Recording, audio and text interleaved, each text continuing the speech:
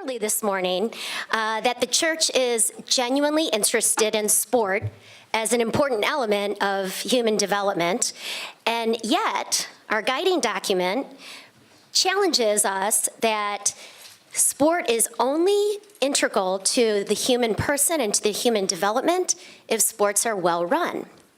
And so we, as church, need to seek ways to improve sports and to combat the culture that can erode the sport experience. So the purpose of this panel is to address a pastoral action plan to live the vision of our document. The question is, how can sports, well run, permeate into our bishops' conferences, our dioceses, our parishes, our schools, and our neighborhood sport organizations? So Giving the Best of Yourself proposes the establishment of an apostolate for sports. Such an apostolate will be a concrete manifestation of the church's value in the sport experience as developing the human person, and it will also equip entities within the church to live and live sports well as they administer their sports programs. So we here are this apostolate. We're a group of leaders engaged in evangelistic work through the medium of sport. And it is great to be in your company here today. I think our mission is blessed. It's ordained by the Vatican, and I feel the Holy Spirit here with us. Do you guys? Yes, I think so. And so our task as a panel here is to follow the plan that's laid out in the document and create what we believe is a pastoral action plan for unified action for all of us as leaders in sport across the country. The document lays out 4 elements of sports well executed. And the first one is to create a culture of inclusion. Mike Poole of Positive Outlook, Youth Sports in South Bend, is going to address that one. The second element of sports well run is that they must serve the human person in their whole development. Ed Hastings from Villanova University is going to address that point. Third, sports are an opportunity to create a culture of encounter, peace, and mercy. Vince Geider from Old St. Pat's Church Kinship Initiative will address that point. And fourth is to develop our pastoral sport workers through training. And I'm Kristin Sheehan, and I'm with Play Like a Champion, and I will address that point. So do we have Mike Poole? Okay. So Ed will start with his sports serving the human person. Okay, thanks, Kristin. Nice to be here with all of you this morning. So my piece is the holistic education piece, and as I was reading the document, what stood out to me was how St. Don Bosco kind of used sports, and he was talking about, or his notion of education was education through sport means to cultivate the personal accompaniment of the young person, as well as mutual respect, even in competition. And so I think that personal accompaniment is really a significant thing. So as I read that, I thought of a story that a friend of mine who's in this work of sports and spirituality, especially with youth, told me and stayed with me for a while. So the story is that he was driving his son home after a game, which is always a significant moment in this work with coaches, parents, youth. That drive home is always a significant time. So as he's driving his son home, he sees his son's crying. And he says, "What's up? What's up, Billy?" And his son says, "It was the parents in the stands." And he says, "What are you talking about?" So he told his dad that he was bringing the ball up. He was about at half court, and his friend was guarding him. And all of a sudden, his friend stopped to tie his shoe. And so Billy said, okay, I'm going to wait here, dribble the ball, and wait for him to tie the shoe.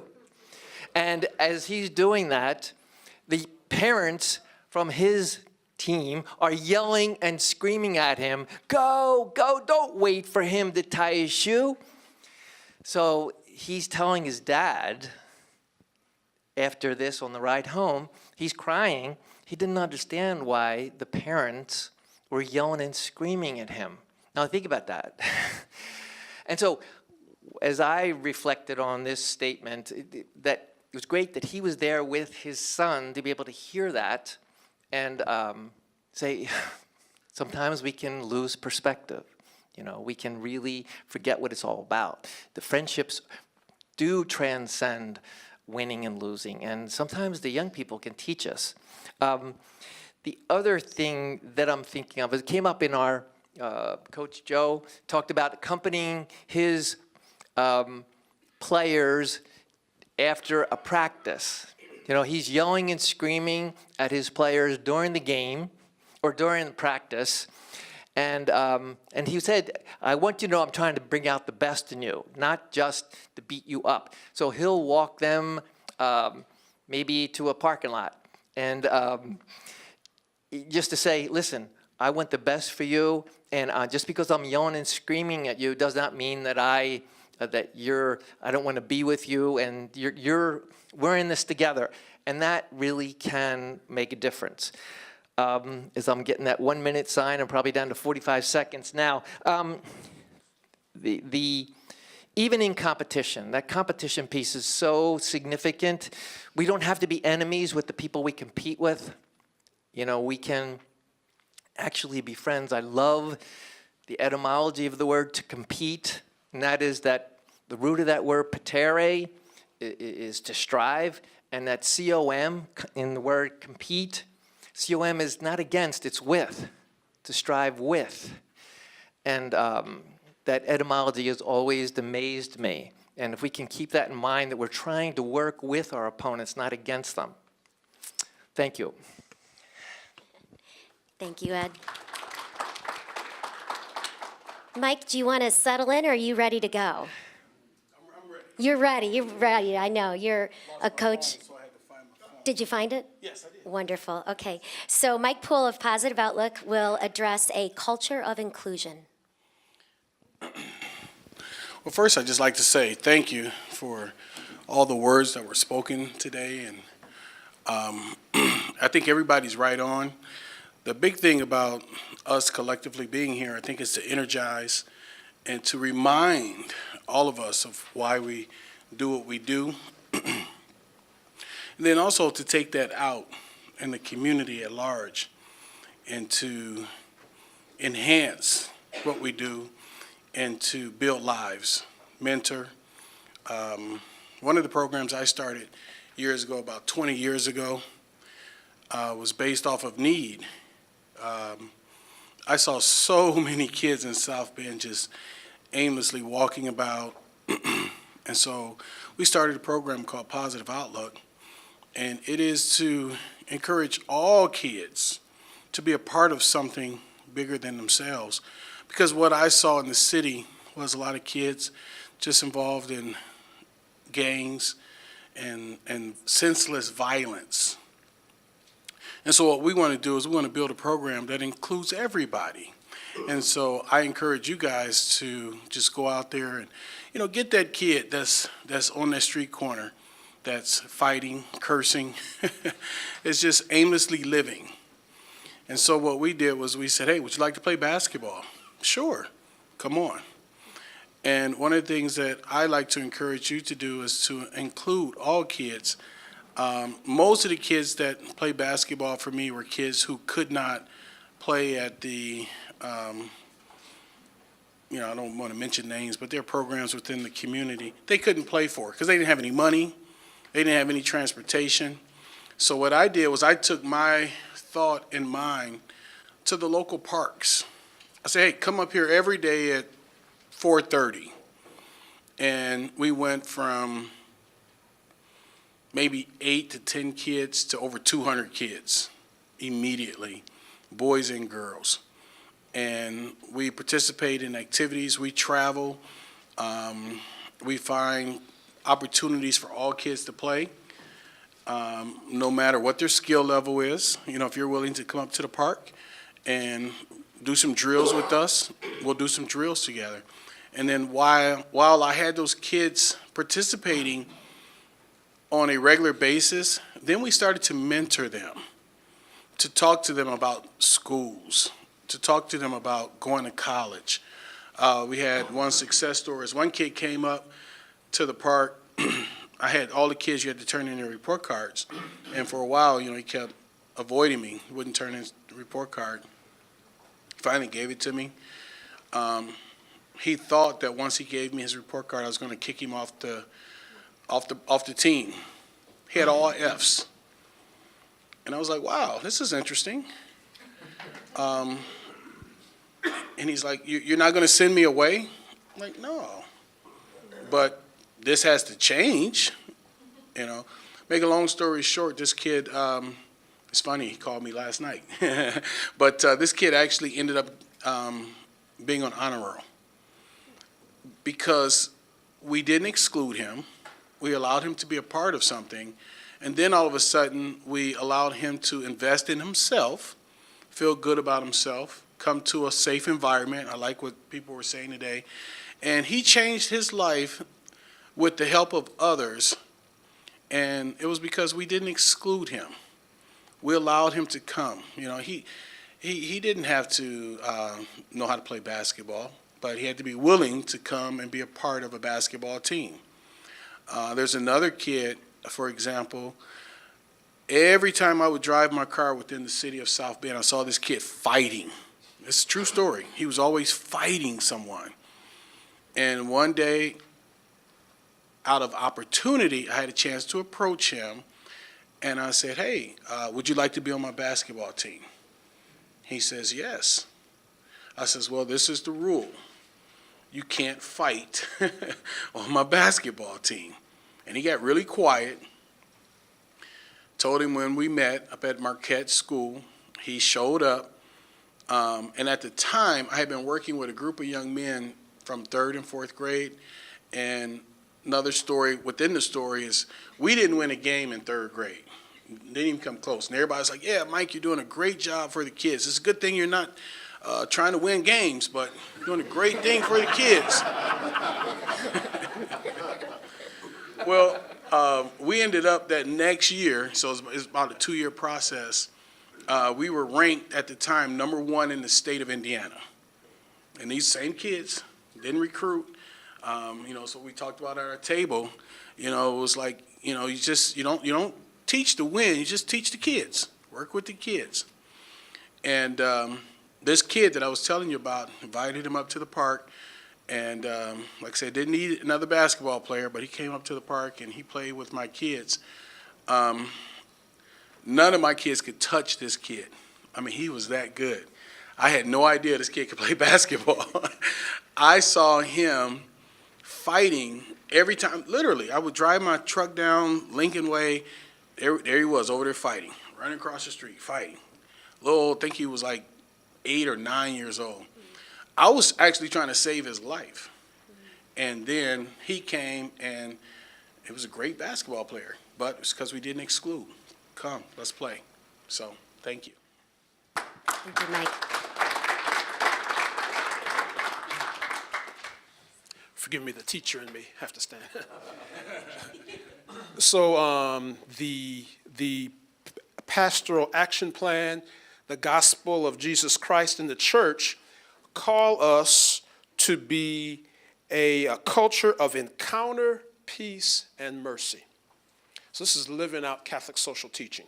So in a moment, I just want to show you something that'll tell it better than me just standing here talking. But I come from Old St. Patrick's Catholic Church in Chicago, a very large church, very privileged, a lot of education, a lot of people come through the doors, and a lot of real goodwill. People want to be involved in actions of social justice and mercy out in the world and not just come for mass. And so through the outreach of this church And the intersection with sports, we hope to transcend the boundaries of just culture and religion. It's not just all about Catholic folk and Eucharist, which are just wonderful, but the body of Christ is larger. It's about building bridges to open doors and promoting common causes. And it's about using sports and athletic events to pull young people away from drugs and violence and gangs and the things that poverty causes. Here's a way of using sports to do that, living out Catholic social teaching. So I'm going to be quiet now, and I'd like for if we could watch this 5-minute video, and it'll tell the story better than I would.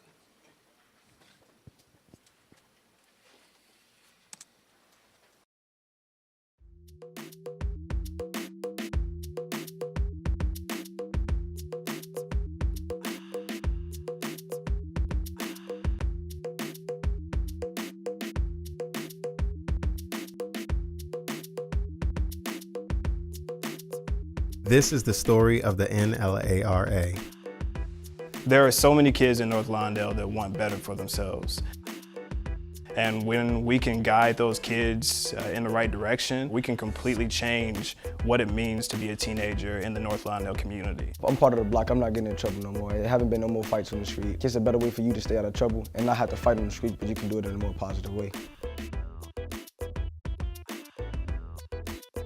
For me being a coach, it feels great to be a part of the football team that taught me everything I know as far as being a man and just being dedicated to what I do. It feels great to be an Eagles football player because my father and my first cousin played for the Eagles football program.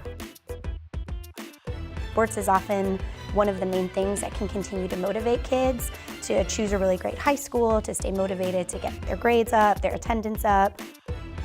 The North Lawndale Athletic and Recreation Association is an independent organization that collaborates with community-based partners to develop sustainable athletic programs, activities, and resources for kindergarten through high school age youth. A few people saying, we really need to have a community-wide assessment. The problem that we face then in North Lawndale, as in other communities, is that if children want to play sports, they have to pay. This is the pay-to-play model. The NLARA collaborates with the North Lawndale Community Coordinating Council and engages strategic support from the Kinship Initiative of Old St. Pat's Church and UCAN. The association also utilizes professional consulting and training from Play Like a Champion Today. Kids who are active, kids who are under the supervision of caring adults, kids who are given more opportunity are probably less likely to be involved in gun violence. That's just one of many ways this association could make a huge impact on the city. So one thing that really became clear in the needs assessment is we have great resources here. People are working individually with their own individual sport organizations. We had a great opportunity then to bring these organizations together and to say, look, our organizations each have something unique to contribute. Let's collaborate, let's plan together, and let's seek for the funding we need to have sustainable programs together. What fits perfectly is that sports and recreation can get at the duality or the fullness of life. You can use it as a means to teach character, to develop values that can sustain them over a lifetime. The mission of the NLARA is to ensure that all kids in the community have opportunities to play in a safe and nurturing sports environment. We need proper flooring in the gym. We practice in our school uniforms, and then we require those students to come to school the next day in the uniform that they practiced in the day before. These kids don't have the proper tools to perform. As a family, we feel that the association will provide us with the tools that we need to help the community. We'll be able to broaden the spectrum and provide those sports programs and mentorship. These kids want to do something, they want to be somebody. And we as adults got to be able to have a vision for them to find a cure for this disease with this violence that's going on in the city of Chicago. We want to be able to invite as many people in as possible, but that requires gloves, it requires heavy bags, it requires people, and it requires those resources so that we never had to turn a kid away. So what can you do? Please support the North Lawndale Athletic and Recreation Association. The youth in the community and their coaches need and deserve your support today.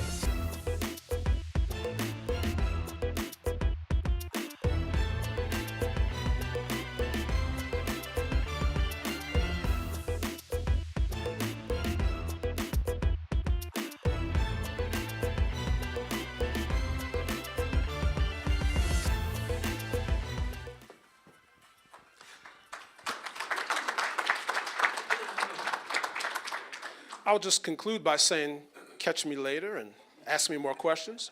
Go to nlara.org. Talk to Grace Brick. She's on the ground working. I'm Grace Curtin. There's another Grace. We have two Graces. Talk to Grace Curtin. She's on the ground working in the North Lawndale community on our behalf, helping. Raise your hand, Grace. Thank you. A community of encounter, peace, and mercy. Thanks, Vince. So my piece is the educational strategy. So when you think of sports, what image immediately pops into your head? Probably an athlete playing, right? Maybe it's your favorite sport. And so sport serves the human person. We've talked about that all morning. And yet, by the nature of the experience, there's somebody else integrally involved with that human person. And who's that? The coach, right? So sport serves the human person in their development, and yet the coach leads that development. The coach is the formator of that development, whether it's positive or perhaps negative. So there's a lot of power with the coach. So we believe at Play Like a Champion that coaching is a service to our church, to our world, and many people have chosen their ministry to our church through sport as participating in the church's salvific mission. And yet, what do we know about coaches? They're human beings, and thus they are subject to the challenges of our current culture, of win at all cost and the toxic elements that seep into youth sports. And many of our coaches are volunteers. Most are volunteers who have no training to work specifically with children or adolescents. And so how can we expect coaches to live the mission of our guiding document if they haven't been given instruction on this role of sport or guidance or formation? And so for ministers to undertake their responsibility seriously with our church, we have to provide a training that's commensurate with their role. So most coaches are well-meaning. We know that. They're volunteers and they step up, and yet they need to receive education and training in specific areas. First of all, education that they are a minister providing a service to children, not to self or ego, but to children. So it has to be a child-centered philosophy. Second, they need to honor the play aspect of sport, like Pat so beautifully laid out for us this morning and we talked about in our groups, essential to being play and developing that person. Next, they need to understand how to facilitate team interactions, build relationships, develop their teams as communities. And finally, they should be educated to learn intentional ways to build character or virtue through the sport experience. So our document charges that sport needs educators and not simply service providers. So we believe that coach education should be mandated across every diocese in the same spirit as safe environment education. So in order to be engaged with a child in our church today, an adult has to take a safe environment course. And we believe the same should be true for coaches. Putting coaches in the charge of our children without specific training is just irresponsible. And it also leaves our organizations open to risk. So in order for coach education to be wholly developmental, it needs to be an in-person experience with research-based academic information, including theology, psychology, moral development. And also, the education should not be just a one-and-done event, just to check a box. Hey, we're given some education. But it should be ongoing through the course of a season, and also ongoing through the course of a coach's career, so that they have constant ideas and new information, a new flow of ideas on how to truly be effective in working with the children, as well as keeping them safe. So in 2015, Clark and I had the opportunity to travel to the Vatican, and they sponsored a conference by this dicastery that wrote this document, sponsored a conference. And Pope Francis gave an address to that conference, and here's what he said. Next to parents, teachers, priests, and catechists, a coach can therefore be an effective formator of young people. Every good formator must receive, oh, my time is up. That's my noon alarm for Jesuits out there. Can you indulge me just to finish, because I think his quote is important. Every good formator must receive a solid formation. It is necessary to form formators. That is why it is important all organizations operating in the field of sport invest the necessary resources for the professional, human, and spiritual formation of coaches. How beautiful would it be if in all sports and at all levels, from large international competitions to the tournaments in parish recreation centers, young people could encounter in their coaches authentic witnesses of life and faith lived. Amen, Pope Francis. And we believe we can and should respond to that challenge. Thank you. So our purpose here on this panel was to respond to a pastoral action plan, or create a roadmap for dioceses to have a pastoral action plan in 4 areas to enable sports to be well executed, to live up to this Christian vision that the document is asking us to embrace. And so a spirit of inclusion, forming the athlete in their whole integral development, a spirit of encounter and peace, and finally, educating our coaches. Also, the document calls to educate parents as well, so we should take that on. I'd like to open it up to some questions. Do we have time for that? We doing okay? Questions?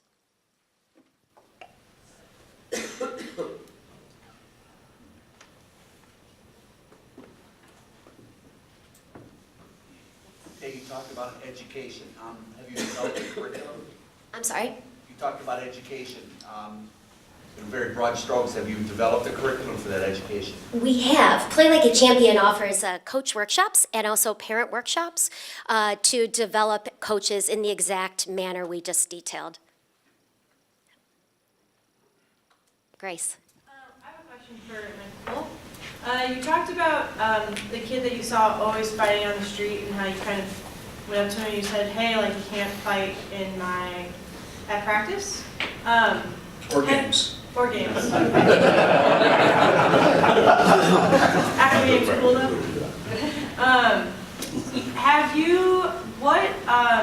Can you speak to some of the challenges that you've encountered, if you've experienced any challenges in encountering people where they're at before entering your highly inclusive, highly encouraging program, and trying to get them to a place where they're kind of willing to accept your love and inclusion? Really good question. I think it has to be the nature of your program, where he's not only hearing it from myself, the coach, but he's hearing it from his teammates. I tell you, a huge problem that we face is actually the fans and the parents, because here we are, speaking a language of, be competitive, but be polite, be nice. We have the parents that are screaming at the referees, they're screaming at the opponents. And I think that's where, Play Like a Champion, I know they're speaking to us as coaches and players, but if we don't get the parents involved and included, that takes away from the game. And I think, like with this young man, someone mentioned in our group, it's the consistency of your program that's going to be successful, and it's going to be the nature of your program. And I know as coaches, we all want to win, but at the same time, how can we take a young man like this who's going to be on the streets, who's very angry, and help him transcend that energy that he has and use it through sports to be successful? So again, I think what the question you asked is very important, but I think that's a building, it's a process, and it's not going to happen overnight. With this young man, I remember even when he was out on the court, the first couple of games, he would literally ball up his fists, and the referees would have to separate him. I would even have to come out on the floor and, say, well, you can't play anymore. You got to sit down.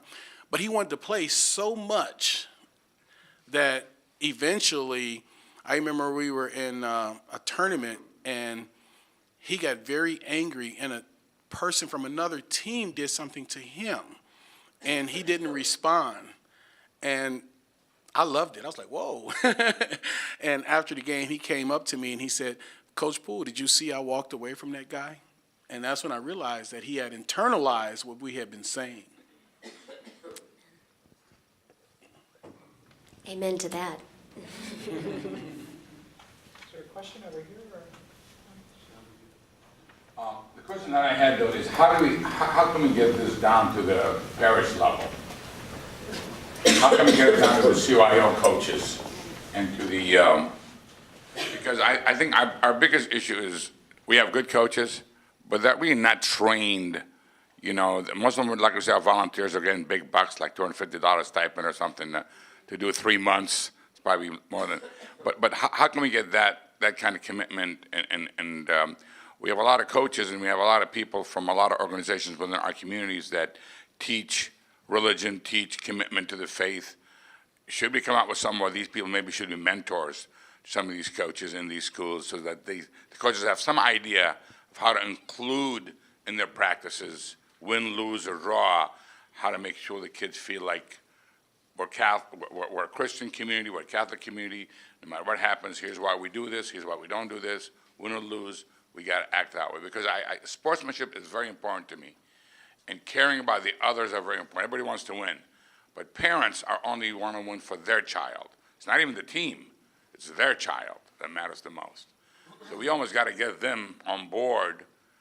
And it's really a very important thing for me, because we have a lot of good people. We lose them, though, because they don't want the abuse. I call it abuse of the parents screaming, or it's just stuff. And so how do we do that? How are we going to go down to that lower level of CYO when they're, playing 5th grade?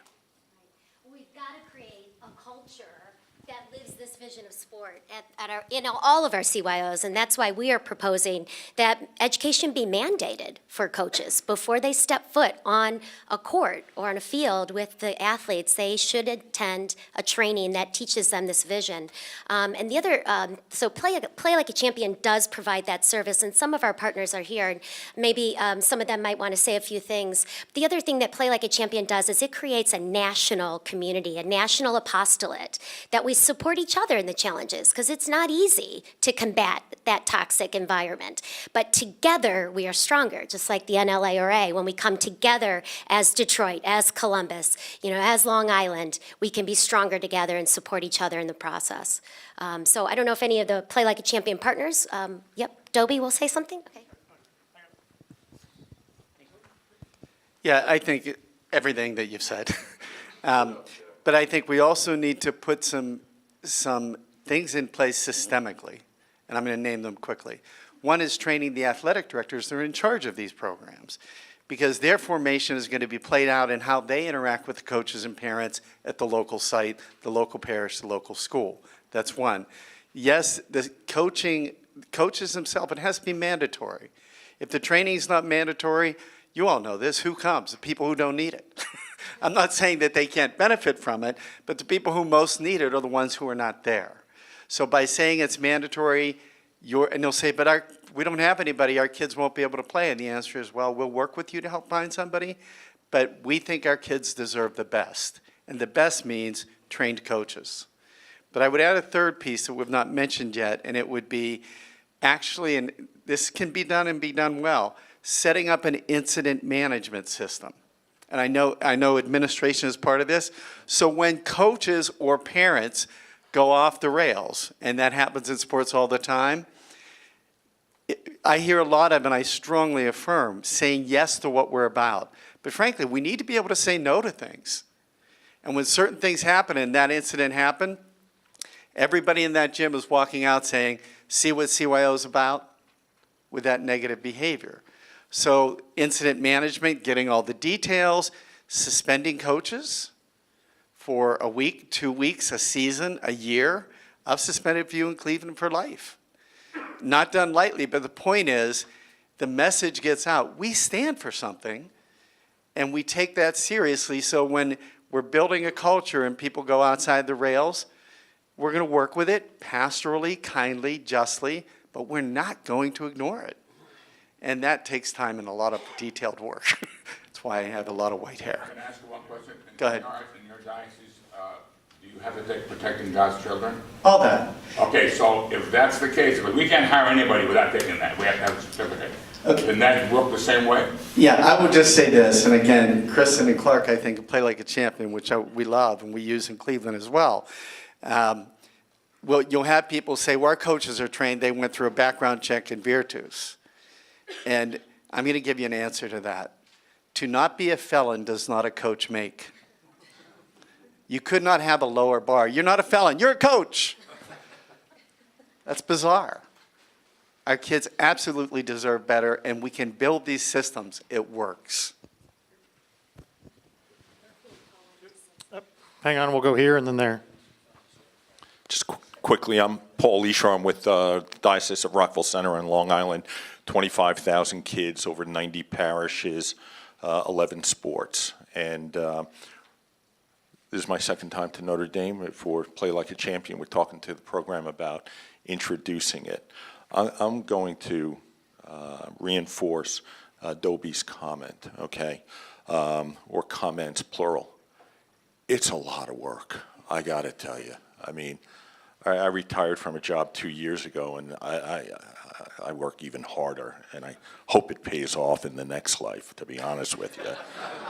Otherwise, I already told the bishop I'm going to be pissed, okay? I really am, okay? But, and so here's what I mean by a lot of work. You're out there. You're in the gyms. You're having coordinator meetings. You're having coaches meetings. We have referee meetings, and one of the things that we say to referees is, we're going to start throwing people out. We have your back, okay? And while that's difficult, you know, I make the comment, we call it our 3% rule, all right? And we're all guilty of that 3% of behavior that doesn't represent the best of who we really are, all right?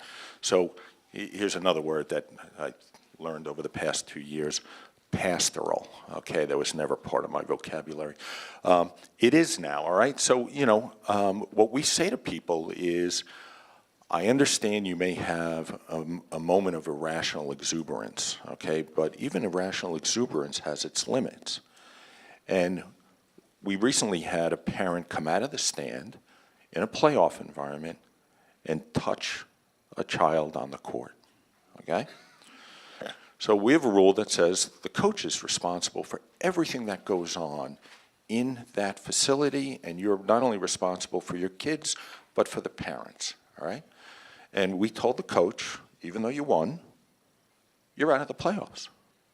And we told the parent, you and your child are not coming back next year. That went through that community like wildfire. Parent called up, apologized, all right? But the seed was planted that when you as an adult step over the line, there are consequences not only for you, but everybody on the team, all right? And so that's the stick. The carrot is being out there. The carrot is, you know, reinforcing so many of these good messages. But, so on Long Island, high school football did this. They did it a year ago. They had 21 incidences of parents coming out of the stands and verbally assaulting referees, okay? So the high school program just put a rule out.